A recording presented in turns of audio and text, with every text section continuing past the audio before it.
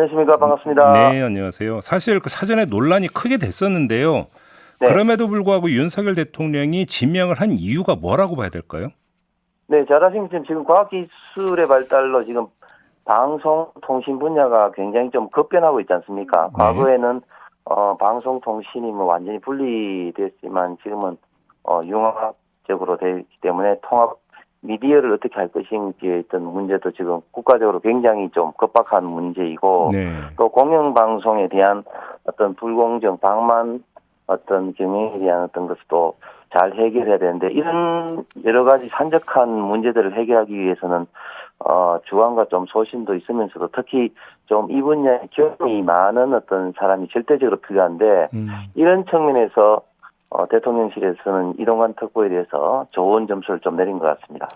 이동관 그 지명자가 일성으로 가짜 뉴스 바로잡기 그리고 공정한 방송 생태계 복원을 꼽았는데 네. 여기서 공정한 방송 생태계가 뭘 뜻하는 걸까요? 글쎄요, 뭐 제가 뭐 단언적으로 말씀드리긴 쉽지는 않지만 일단 그 가짜 뉴스가 정말 너무 많이 우리 사회를 병들게 하고 국론을 분열시키고 그 많은 국민들을 좀 불안하게 만들고 있지 않습니까? 네. 그래서 이런 어떤 측면에서 공영 방송의 좀 역할이 좀 중요한데 사실 지금 공영 방송들이 보면 노조가 사실 완전히 지금 장악해 있다.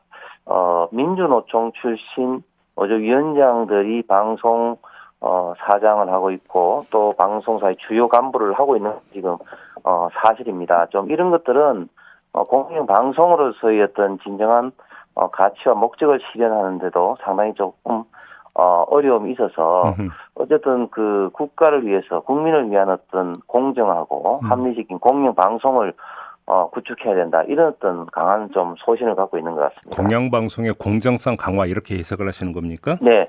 자, 근데 그 이동관 후보자가 또 어떤 말도 했냐면 대한민국에도 BBC, NHK 같은 국제적으로 신뢰받고 인정받는 공영방송이 필요하다고 했는데 네네. 이게 지금 한쪽에서 어떻게 해석을 하고 있냐면 일공양 다민영 체제로 가겠다라는 선언 아니냐 이렇게 해석을 하던데요. 네.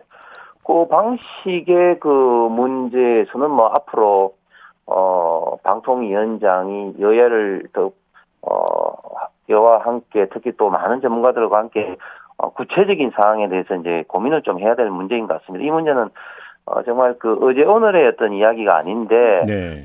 사실은 역대 정권에서도 문제의식은 있었지만 어떤 아직 가져올 어떤 파장이라든지 그런 것 때문에 잘 시도는 하지 못했죠. 그런데 지금 이 방송 같은 경우도 계속해서 문재인 정권 때도 이제 조건부 허가라는 좀 비정상적으로 계속해서 조금 허가가 좀 이루어졌고 이 방송이라는 게 KBS ETV 말씀하시는 그렇습니다. 거죠? 그렇습니다. 예, 예, 예. 네네네네. 뭐 그런 것들이 좀 있기 때문에 앞으로 이런 문제를 어떻게 풀어 나가야 할지는 정말 많은 전문가들과 여야 특히 방통위원장으로서는 해야 될 중요한 역할일 것 같습니다. 지금 의원님께서 이제 중요한 어쩌면 그 지점을 말씀해 주신 것 같은데 이제 KBS 수신료 분리징수 시행령이 개정이 되지 않았습니까? 네네. 그러면 이어서 KBS ETV 민영으로까지 나아갈 수 있다라는 뜻으로 좀 어느 정도 해석 가능한 발언이시거든요. 그렇게 해석해도 되는 겁니까? 그래서 그러니까 이제 그런 어떤 하나의 어떤 논의했던 어떤 사항들이 있는 것이죠. 지금 그래요? 확정된 것만 하더라도 이제 YTN 이제 민영화를 이제 어떻게 할 것인가 했던 문제라든지 그렇죠. 또 지금 KBS TV 수신료 분리 징수가 확정됐지만 또 방식은 또 여러 가지 방식이 있습니다. 네. 그 방식을 어떻게 할 것인지 했던 문제와 더불어서 KBS ETV 문제는 조금 전에 말씀드린 것처럼 문재인 정권 때도 계속해서 조건부 허가로 지금 계속 해왔는데 네. 이런 상황을 어떻게 계속해서 끌고 갈 것인지 계속적으로 조건부 허가라고 하기에는 조금 이건 좀 비정상적인 것 같고 그렇게 보시는 거고요. 네네. 그래서 이 문제는 좀 심각하게 좀 고민을 많이 좀 해봐야 될 지점인 것 같습니다. 그러면 MBC 민영화까지도 검토할 수도 있겠네요.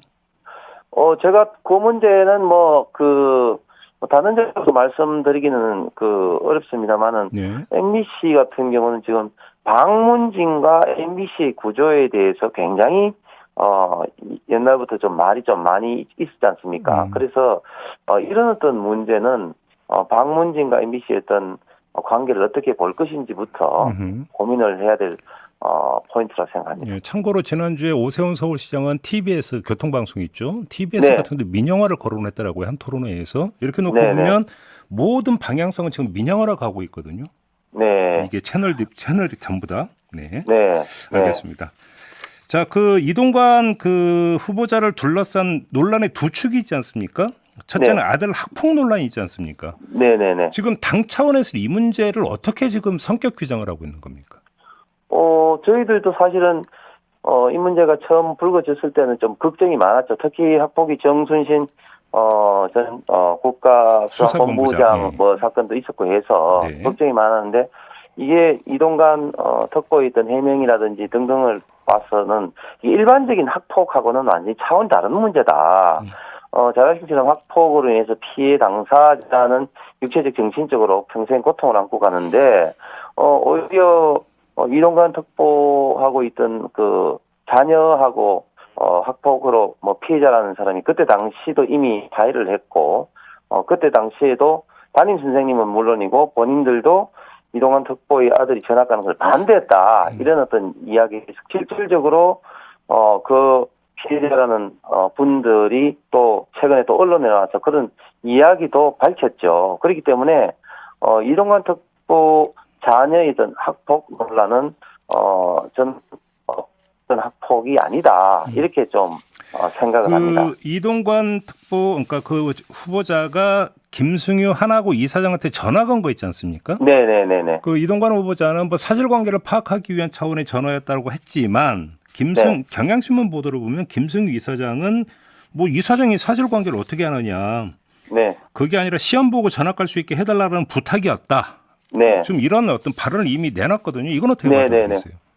그 지점은 이동관 특보도 인정을 했죠. 그 개인적으로 하나고 이사장과 좀 친분이 있어서 좀 사실관계를 좀 파악을 하면서 또 특히 이제 그 전학 시기에 대해서 본인도 이야기했다고 하는데 중요한 것은 이제 그 전학을 그 시기를 학기가 끝나서 좀 하기를 원했지만 그런 것들이 다 지금 이루어지지 않고 학기 중에 5월 달에 이제 전학을 갔지 않습니까? 네. 예, 그래서 그 전학한 것은 사실이고 또 그러한 어떤 말도 이동관 특보 본인도 인정은 했지만 사실적으로 이루어진 것은 이제 아무도 없다. 이렇게 좀 결론이 난 것 같습니다.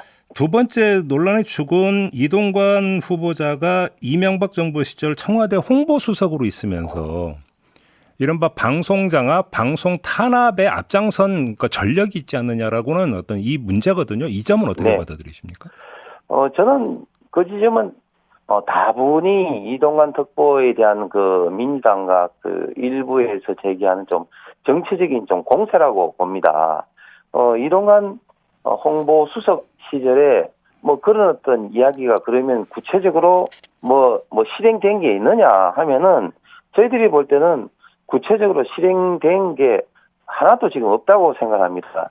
문재인 정부 때 만약에 문재인 정부 때 일어난 것처럼 KBS 고대영 사장이라든지 MBC 김장김 사장을 내쫓는 거라든지 또 TV조선 종편 재승인을 편법 불공정하게 하지 못하도록 하는 이런 어떤 사태가 일어났느냐 전혀 그런 것들이 일어나지 않음에도 불구하고 그냥 단순히 그런 어떤 기존의 어떤 의혹을 가지고 하는 것은 저는 잠깐 요 지점에 좀 추가 질문을 좀 드려야 될 것 같은데요. 네. 이 문제는 그 검찰 수사가 진행이 됐고 이른바 국정원 블랙리스트니 뭐니 해서 검찰 수사가 진행이 됐고 수사 과정에서 당시 홍보 수사실 요청으로 국정원이 여러 건의 문건을 작성했던 사실도 확인이 됐고 그거에 대해서 처벌도 이루어졌어요.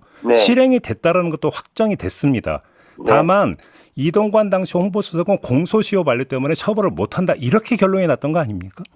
예, 그 지점에 대해서는 그 이동관 특보 본인이 지금 민주당에 제기한 어떤 그런 문건을 구체적으로 지시하지도 않았다고 강하게 지금 부인을 하고 있죠. 그래서 그런 것에 대해서는 인사청문회에서 충분히 그 문제 제기를 하고 거기에 대해서 이동관 특보가 해명해야 될 문제라고 생각합니다. 알겠습니다.